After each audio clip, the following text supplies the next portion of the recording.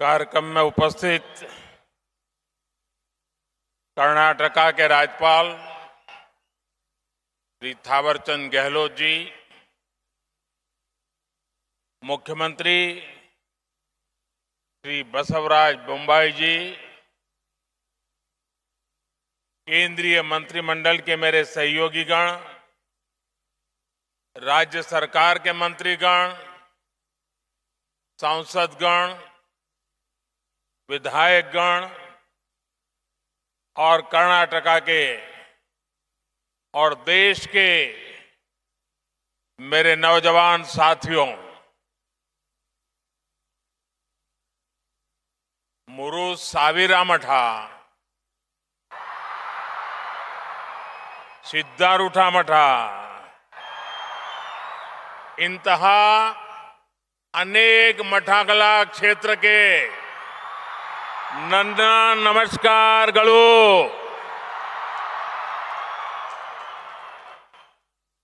ರಾಣಿ ಚೆನ್ನಮ್ಮನ ನಾಡು, ಸಂಗೊಳ್ಳಿ ರಾಯಣ್ಣನ ಬಿಡು, ಈ ಪುಣ್ಯ ಭೂಮಿಗೆ ನನ್ನ ನಮಸ್ಕಾರಗಳು।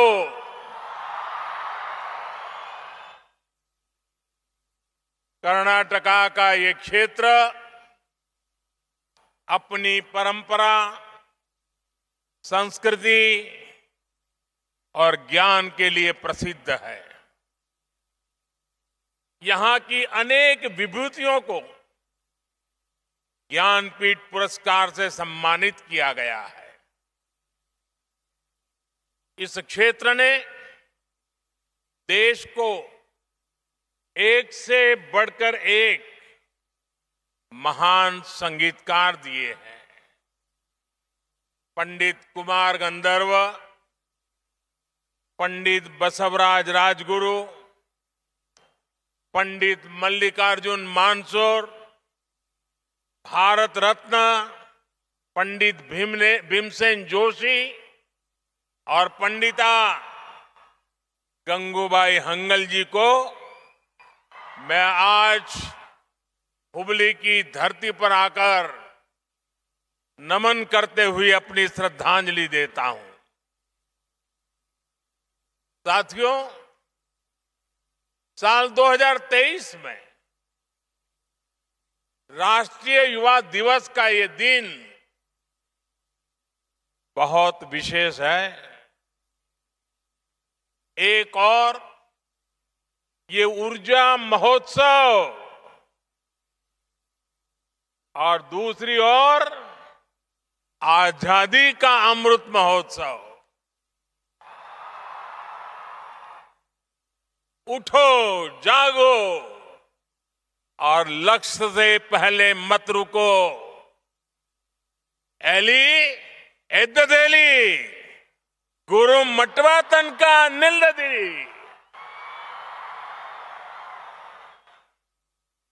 विवेकानंद जी का यह उद्घोष भारत के युवाओं का जीवन मंत्र है। आज अमृतकाल में हमें अपने कर्तव्यों पर जोर देते हुए अपने कर्तव्यों को समझते हुए देश को आगे बढ़ाना है। और इसमें भारत के युवाओं के सामने स्वामी विवेकानंद जी की बड़ी प्रेरणा है। मैं इस अवसर पर स्वामी विवेकानंद जी के चरणों में नमन करता हूं। अभी कुछ दिन ही पहले कर्नाटका की धरती के एक और महान संत श्री सिद्धेश्वर स्वामी जी का देहावसान हुआ है। मैं सिद्धेश्वर स्वामी जी को भी आदरपूर्वक श्रद्धांजलि अर्पित करता हूं। साथियों, स्वामी विवेकानंद जी का कर्नाटका से अद्भुत रिश्ता था। उन्होंने अपने जीवन काल में कर्नाटका और इस क्षेत्र की कई यात्राएं की थी। बंगलुरु जाते समय वो हुबली, धारवाड़ भी आए थे।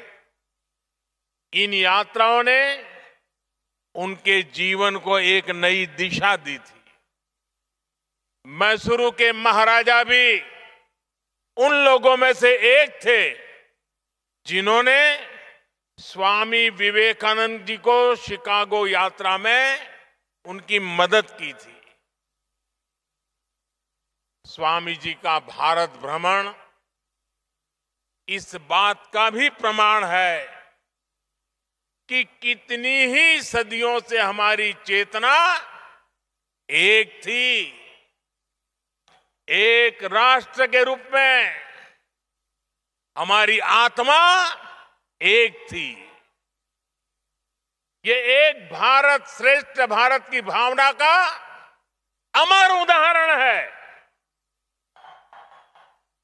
इसी भावना को अमृत काल में देश नए संकल्पों के साथ आगे बढ़ा रहा है। साथियों, स्वामी विवेकानंद जी कहते थे कि जब युवा ऊर्जा हो, जब युवा शक्ति हो, तो भविष्य का निर्माण करना, राष्ट्र का निर्माण करना उतना ही आसान होता है। कर्नाटका की इस धरती ने खुद ऐसी कितनी ही महान विभूतियां दी है, जिन्होंने अपने कर्तव्यों को सर्वोपरि रखा। बेहद कम उम्र में असाधारण काम किए। कित्तूर की रानी चेन्नम्मा देश की अग्रणी महिला स्वतंत्रता सेनानियों में से एक थी। उन्होंने सबसे मुश्किल समय में भी आजादी की लड़ाई को नेतृत्व दिया। रानी चेन्नम्मा की ही सेना में उनकी साथी संगोली रायण्णा, ऐसे वीर योद्धा भी जिनके शौर्य ने ब्रिटिश सेना का हौसला तोड़ दिया था। इसी धरती के नारायण महादेव डोनी मात्र 14 साल की उम्र में देश के लिए बलिदान देने वाले शहीद बने थे। युवा की जीवटता क्या होती है, उसके हौसले कैसे मौत को भी मात दे सकते हैं, ये कर्नाटका के सपूत लांस नायक हनुमंथप्पा खोप्पड़ ने सियाचिन के पहाड़ों में दिखा दिया था। -55 डिग्री तापमान में भी वो 6 दिन तक मौत से मुकाबला करते रहे थे और वहां से जिंदा निकल करके आए थे। ये सामर्थ्य केवल शौर्य तक ही सीमित नहीं है। आप देखिए, श्री विश्वेश्वरैया जी ने इंजीनियरिंग में अपना लोहा मनवाकर ये साबित किया कि युवा प्रतिभा किसी एक दायरे में बंधी नहीं होती है। इसी तरह देश के अलग अलग हिस्सों में हमारे युवाओं की प्रतिभा और क्षमता एक से एक कल्पनातीत, अविश्वसनीय उदाहरणों का अंबार लगा हुआ है। आज भी मैथ से लेकर के साइंस तक जब दुनिया के मंचों पर प्रतियोगिताएं होती हैं तो भारतीय युवाओं की काबिलियत विश्व को विस्मित कर देती है। साथियों, अलग अलग कालखंड में किसी भी राष्ट्र की प्राथमिकताएं बदलती है, उसके लक्ष्य बदलते हैं। आज 21वीं सदी के जिस पड़ाव पर हम भारतीय पहुंचे हैं, हमारा भारत पहुंचा है, वो उपयुक्त समय सदियों के बाद आया है। और इसकी सबसे बड़ी वजह है भारत का ये युवा सामर्थ्य, ये युवा शक्ति। आज भारत एक युवा देश है। दुनिया की बड़ी युवा आबादी हमारे देश में है, हिंदुस्तान में है। युवा शक्ति is the driving force of India's journey. The next 25 years are important for building the nation. Yuva Shakti's dreams decide India's direction. Yuva Shakti's aspirations decide India's destination. Yuva Shakti's passion decides India's path. To harness the Yuva Shakti, we need to be young with our thoughts, with our efforts. To be young is to be dynamic in our efforts. To be young is to be panoramic in our perspective. To be young is to be pragmatic.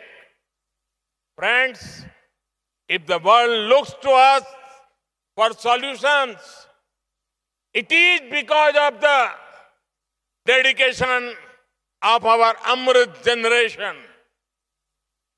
आज जब दुनिया भारत की तरफ इतनी उम्मीदों की नजर से देख रही है, तो इसके पीछे आप सभी मेरे युवा साथी हैं।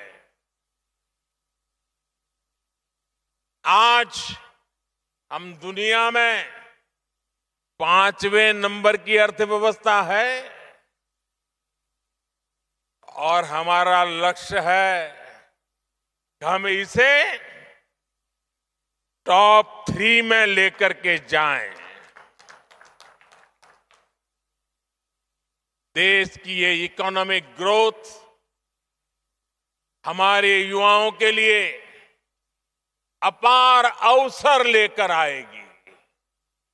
आज हम कृषि के क्षेत्र में दुनिया की अग्रणी ताकत है। कृषि के क्षेत्र में टेक्नोलॉजी और इनोवेशन से एक नया रिवॉल्यूशन आने वाला है। इसमें युवाओं के लिए नए अवसर पैदा होंगे, नई ऊंचाइयों पर जाने के नए रास्ते खुलेंगे। स्पोर्ट्स के क्षेत्र में भी आज भारत दुनिया की एक बड़ी पावर बनने की तरफ अग्रसर हो रहा है। ये भारत के युवाओं के सामर्थ्य के कारण ही संभव हो पा रहा है। आज गांव हो, शहर हो या कस्बा, हर जगह उफान पर है युवाओं का जज्बा। आज आप इन बदलावों के साक्षी बन रहे हैं। कल आप इसकी ताकत से फ्यूचर लीडर बनेंगे। Friends, this is a special time in history. You are a special generation. You have a special mission. This is the mission of making an impact for India on the global scene. For every mission, a foundation is needed. Whether it is economy or education, sports or startups, skill development or digitalization, in every domain, a strong foundation has been laid in the last 8-9 years. The runway is ready. The runway is ready for your takeoff. Today, there is a great optimism in the world towards India and its youth. This optimism is about you. This optimism is because of you. And this optimism is for you. Today, there are global voices saying this century is India's century. It is your century. The century of India's youth. There are global surveys saying majority of the big investors want to invest in India. These investors want to invest in you, India's youth. Indian startups are getting record investments. Many global companies are setting up manufacturing plants to make in India. From toys to tourism, defense to digital, India is making headlines across the world.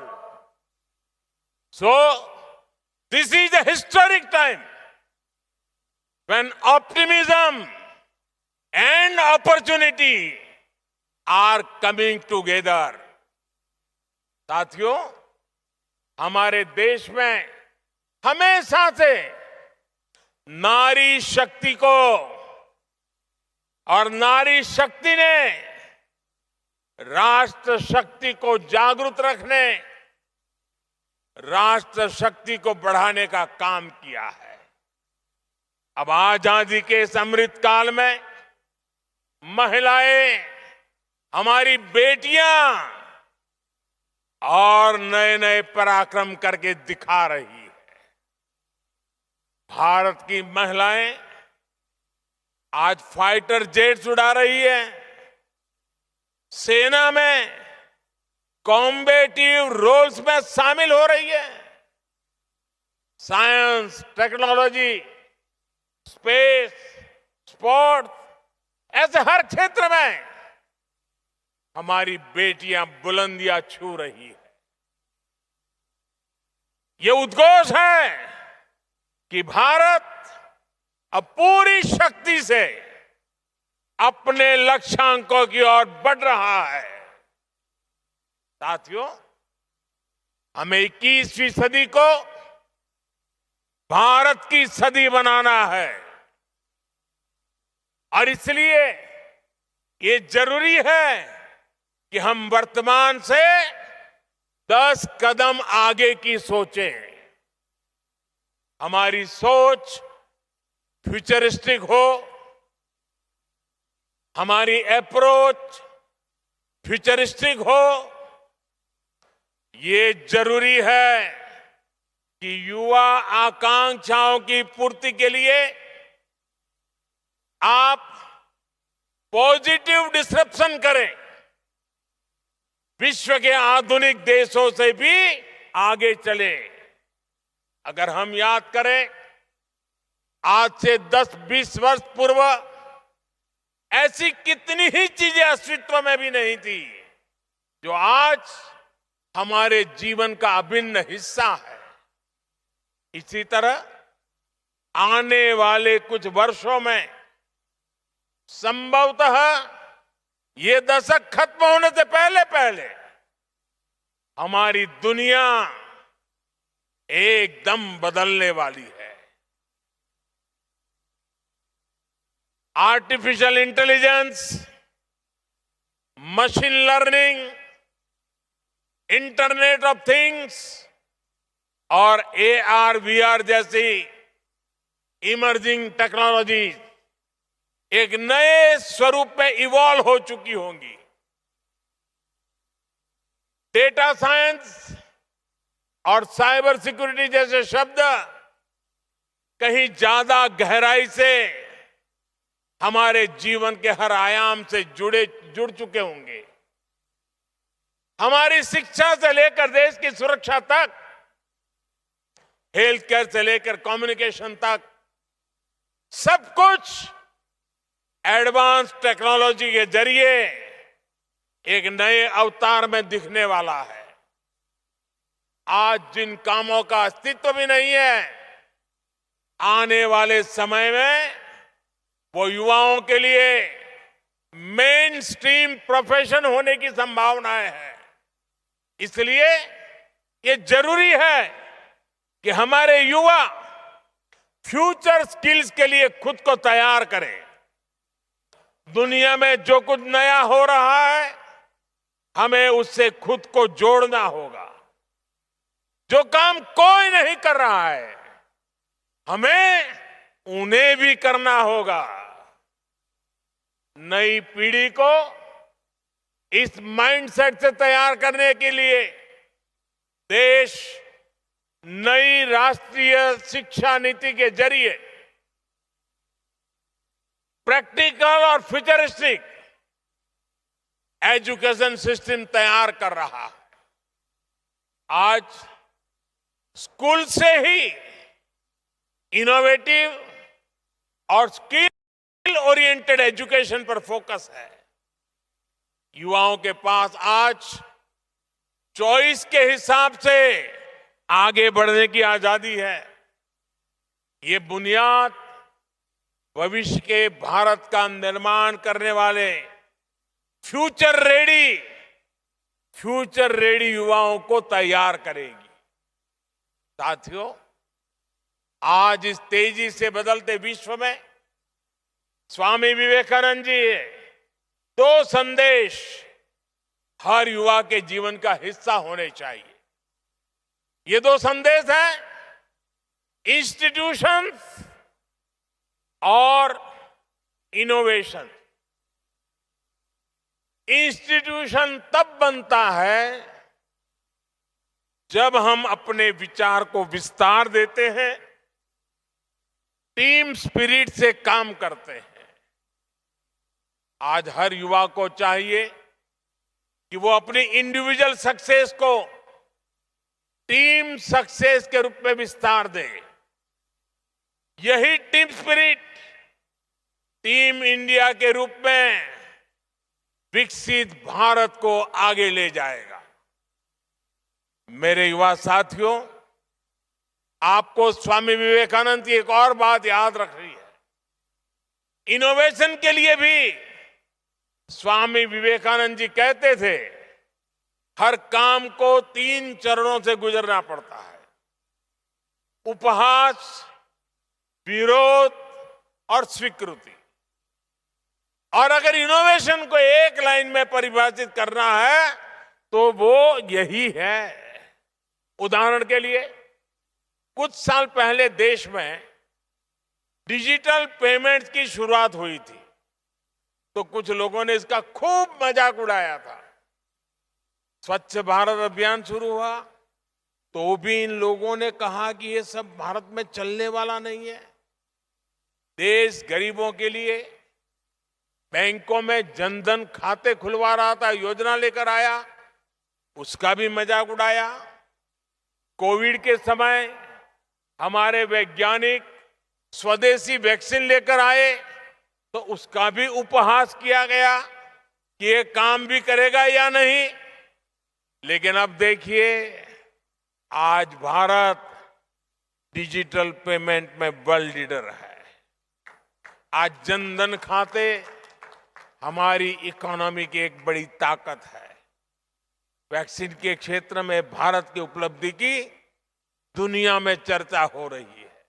इसलिए आप युवाओं के पास अगर कोई नया idea है तो याद रखें कि आपका उपहास हो सकता है, विरोध हो सकता है, लेकिन अगर अपने आइडिया पर आपको यकीन है तो उस पर टिके रहिए, उस पर भरोसा बनाए रखिए।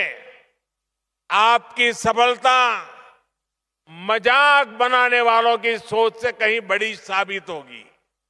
साथियों, युवाओं को साथ लेकर आज देश में लगातार कुछ न कुछ नए प्रयास और नए प्रयोग हो रहे हैं।